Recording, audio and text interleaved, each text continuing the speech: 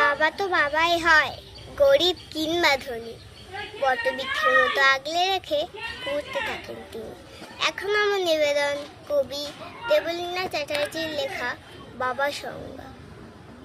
তোমার কাছে তোমার বাবা হয়তো রাজার রাজা, আমার বাবা খুব সাধারণ, রোজ খেটে খাওয়া প্রজা। তোমার জন্য তোমার বাবা চাঁদ করে দিতে পারে, আমার বাবা তো হয়তো দরিদ্র, খালি হাতে ঘরে ফেরে। তোমাদের বাবা খুব ফিটফাট, গায়ে স্যুট, হাতে ঘড়ি। জানো তো আমার বাবাটা ভীষণ অগোছালো, মুখ ভরা পাকা দাড়ি। তোমাদের হাতে নুন পড়ালো, বাবা খায় সেটা বাটি। আমি তো দারুণ রান্না করি, তো বাবা বলে মোটামুটি। তোমাদের জন্মদিনে বাবা দামি উপহার দেয়, আমার বাবাটা এত অন্য না, দিনটাই ভুলে যায়। তোমার বাবা হাত ধরিয়ে রাস্তা করায় পার, আমার বাবা নিজেই পারে না, আমি হাত ধরি পার। তোমাদের বাবা তোমাদের হাতে খরচের টাকা দেয়, আমি টিউশন করে মাসোহারা পেলে বাবার ওষুধ কিনতে হয়। তোমার বাবা রাখতেই পারে তোমায় ভীষণ সুখে, আমার বাবা চেষ্টা করে আগলে রাখতে বুকে।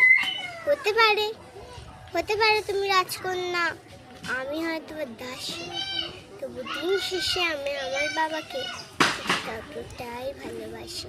তোমরা বাবা শব্দে যে সংজ্ঞাটা দাও সারা ফেসবুক জুড়ে, ওই চিরচরিত বাবার উপমা আমায় বড় বিরক্ত করে।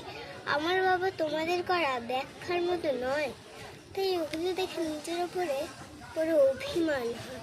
তোমাদের বাবা নিজে না খেয়ে তোমাদের মুখে ধরে, এদিকে আমার জন্য তুলে রাখা লিচু বাবা খেয়ে নেয় চুরি করে। বোঝেই না অন্য হাতের সাথে কথা, বড্ড সরল যেন, তাই তো এমন জটিল সমাজে ভীষণ বেমানানো। শাসন যদিও করে না তেমন, তবে হ্যাঁ খুঁত খুব ধরে।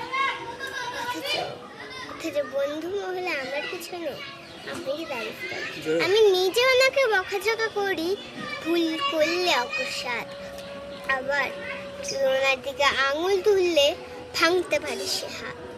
বাবা পরীক্ষার আগে সহসা বলে পাস করবি তো বল, রেজাল্ট বেরোলে ভালো ফল হলে তার চোখে জল। যে বলে খালি আমার দ্বারা কিছুই হবে না নাকি, তাকেই আমার সাফল্যে আমি দামামা বাজাতে দেখি। সবচেয়ে বেশি অশান্তি করি যে লোকটির সাথে, আমার বিয়ের কথা হলে সেই হাউ মাউ করে কাঁদে, অথচ যখন জিজ্ঞেস